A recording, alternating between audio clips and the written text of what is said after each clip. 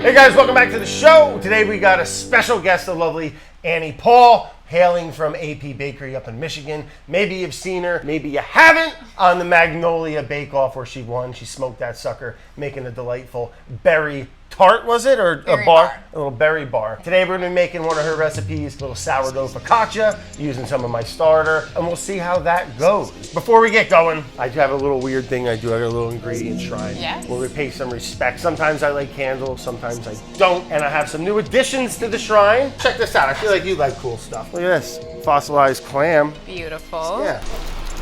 Rattlesnake things. I saw a cowboy in California beat to death a rattlesnake with a lasso. All right. He jumped out of the freaking off the horse, whipped the thing, did it twice, killed him.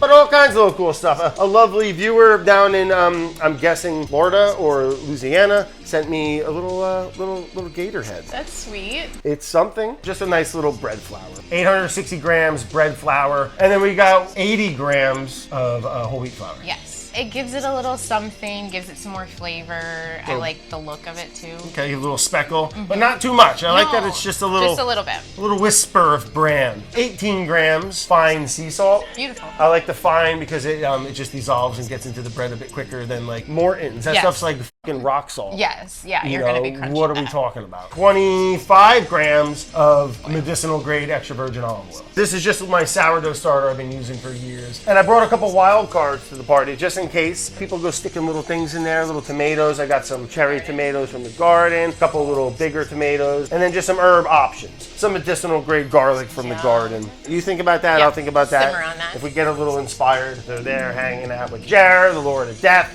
Gator Face over there. Love it. Feeling good about this. All right, shall we? Yeah, let's do it.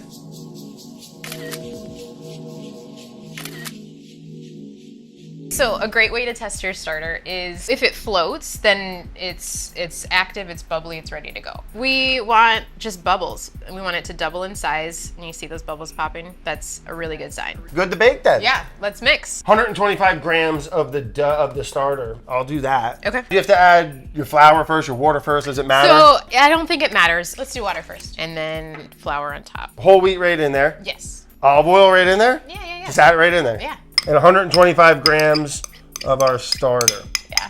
All right. Beautiful. All right. Then what do you do? A little low. Just get it mixed up. Low to get it mixed up. You use the paddle. I just assumed. I usually use the dough hook, but I don't have one. Oh, wait a minute. Annie. Yes. Look at this little thing. Look at that thing, Belle. Chill out. So this is what you want. So this is super thick. I'm wondering if we... What, more water? Yeah. You think so? A little bit? A little bit. A little splash? Yeah, I like yeah, the yeah. intuition. So we had about 660. Yeah. Exactly, 660 water. Your intuition was saying add a little bit. And that's bacon, man. That's cooking. Yeah, I mean, yeah, definitely you want to like keep an eye on it and get a feel for it. But this is feeling and looking pretty thick to me. Okay. So I would just add like a splash.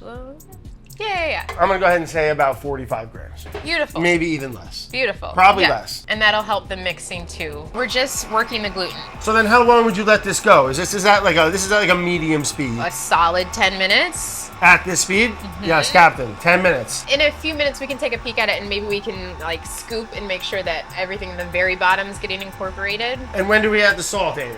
I would wait till the 10 minutes are up and then add the salt. Okay. All right, Annie, so it looks like our dough. It's beautiful. Full release, Bobby. You're going to want to get in here. Yeah, so nothing's sticking to the bowl at all. Yeah, it's a beautiful thing. Right in time before our mixer catches on fire. 100 degrees. 101. He's going to explode. Yep, that's a fire. Oh, 105. The little engine that could. Why are we still here?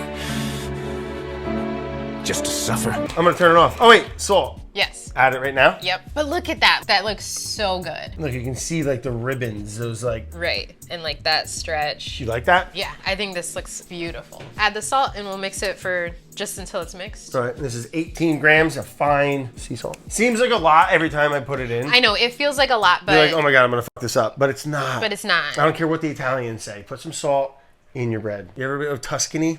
You ever been over there? No. No salt in the bread. No. Not a fucking gram. Incorporate it. We're not trying to work it anymore because it's been worked enough. And I don't think this guy can handle The machine is definitely going to catch on fire. Got your bowl.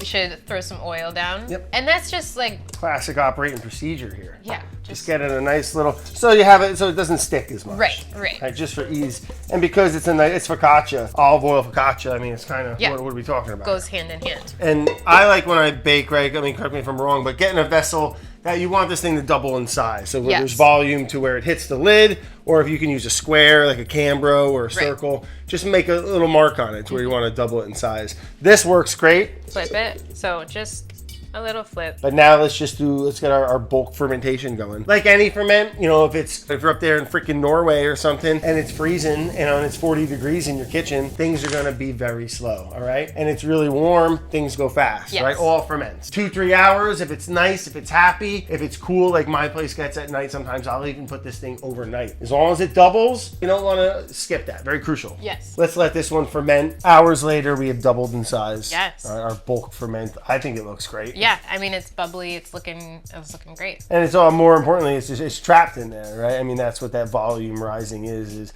as it ferments, things are a little consuming sugars and giving off carbon dioxide. Sure.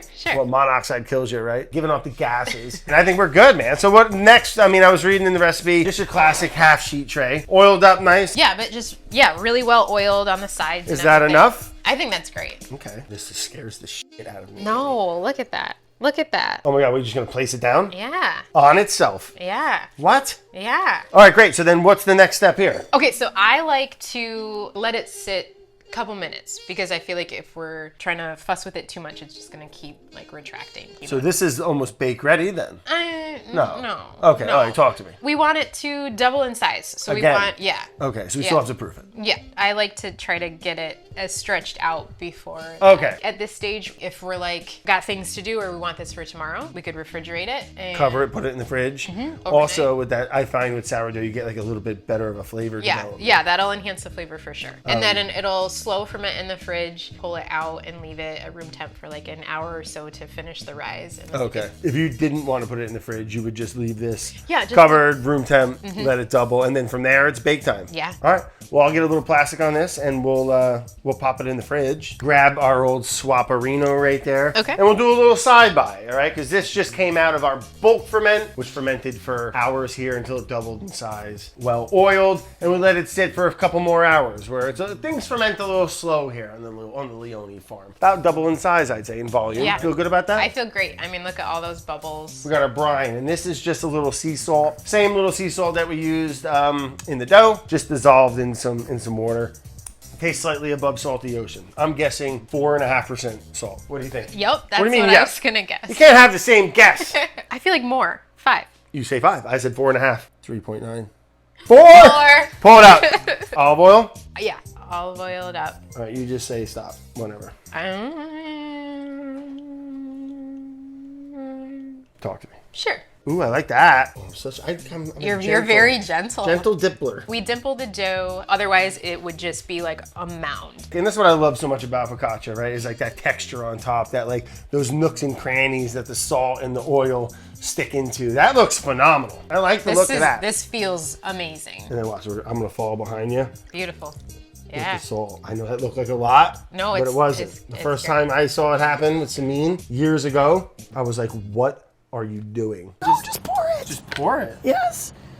Really? This goes against everything that my little baking brain knows. Yeah, it's a total game changer. All right, so we got our brine on there, olive oil, all these little pools, these little nook and cranny Yeah. tops. We got the oven, 350, ready to go. Yes. Temped to the best of my ability. I know how you bakers are, precise, and Yeah. it makes a lot of sense. And then we put a sheet pan down just because sometimes when it rises, the olive oil will spill over and it can make for a smoky oven. Get the door for me if you don't mind. Fire in the hole. Oh, that's gonna be so nice. Siri, set a timer for 15 minutes, please.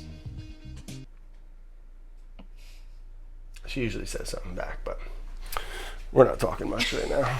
So our bread about halfway done. Yeah. It's taking everything in me to not peek at that right now. Do not open it yet. Do not open it. No. Don't open it when you're baking, right? Big no-no. Right. But in the meantime, we chopped up a little garlic, sliced that up real nice, some fresh oregano, some fresh rosemary, and I chopped up some pink peppercorns. And we're letting that just have a nice little fun time. They're all bathing together in that extra virgin olive oil. Happy, good stuff. And I was thinking we can just kind of smear that on top at the last couple minutes of bacon. Yeah, last like 5 minutes. Last like 3.5. Okay, yeah. Get it a little. 2 minutes and 37 seconds. Okay. Right, but just add, I mean, smell that. Yeah. Nothing wrong with that. Smells so good. It's gonna be so good. Get the door, I'll pull it out. Let's take a little look-see. All right. Oh my gosh, she looks great. Look at those bubbles. Oh, I really like the look of that. Look how it's going to be airy and fluffy. See? You had nothing to worry about. Well, we want to cover it all, right? Nice, give everything a little kiss of that nice garlic oil. Happy, good time. We could have even done more. All right, talk to me time-wise, chef. I say check in 5. Siri, set a timer for 5 minutes, please, and thank you. 5 minutes starting now. There she is. We're talking again. What made you think that it needed a little more time there? Just because it was like light, especially on the one side. You want a good golden brown. Nice little even all over. Yeah, a good rotate in the middle of bake is classic. Ideal. Standard operating procedure right there. All right, so timer just went off. We're at a total bake time so far of 20 minutes. Yes. What do you think? Oh, I think. Done? Pull it? Yeah, I think so. Time to death? What do you think? We could go a little more. I say back in. Because it didn't pull from the sides. A big indicator when it's ready, it pulls from the sides. All right, Siri, let's do this dance again. Set a timer for 5 minutes. The last alarm went off right now. 25? 25. Oh, yeah. Would you take it out of the rack now, out of the tray now, or you let it sit for a minute? I'd let it sit for a minute just to soak up any extra olive oil, and then we can take it out. But yeah, I mean it's pulled from the sides. Pretty nice thickness. Yeah. Yeah. But now it's like kind of perfect. A little toasty. One thing we could do if you're up for it is just a little more olive oil. Yeah, absolutely. All right, well, I think this worked out pretty well. Yeah. Let's look at the bottom real quick. Yeah. She's a little hot still. All right, we're rushing this because that's just how we roll here. Right. I'll cut it in half. Beautiful. I like that. Yeah. Look at that. That's a nice little piece of focaccia right there, huh? This is gorgeous. Look at us. We did it. Easy peasy. All right, winter's coming. What do you got? A little soup? Right? Go ahead, take a little bite. All right. Well, I can't beat that. So good. Fresh bread. So good. Look at that cross section. Hold that up to the camera one more time, Annie. That's the best focaccia I ever made.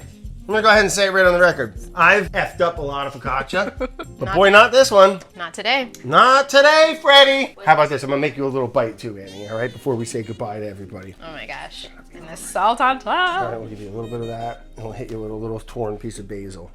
Okay, boom. Okay. That's gonna be it. I'll make one for myself. Oh my gosh. You can't beat it. It's so good. That's delicious. I love how the oil on it almost looks like too much. Right, but it the feels bread, like too much, but it's soaked you it get up. that like fried, shattery bottom. You don't like that, you're definitely watching the wrong show, and we probably can't be friends. And thanks for sharing the recipe and coming out. Yeah, thanks Where for can having folks, me. what are you on the social medias and stuff? People can you share some recipes on there? Yes, AP Baked Goods. You can look me up and find me there. Awesome, and it's a little storefront too, you said, right? I have a licensed kitchen on my property, and then I have 2 farm stands that I restock twice a week, and people can come and snag stuff. But then, yeah, I share Self-serve? I love that. Yeah, Little trusty. honor system? Yeah. Good for you. Let us know in the comments how awesome we are at making focaccia. Good ingredients, good flavors, good people. Papa John's, baby. You're right. Fucking John wishes bread looked like this. You're right, John. Mmm. Who is mommy with? What's his name? Bologna. Yeah.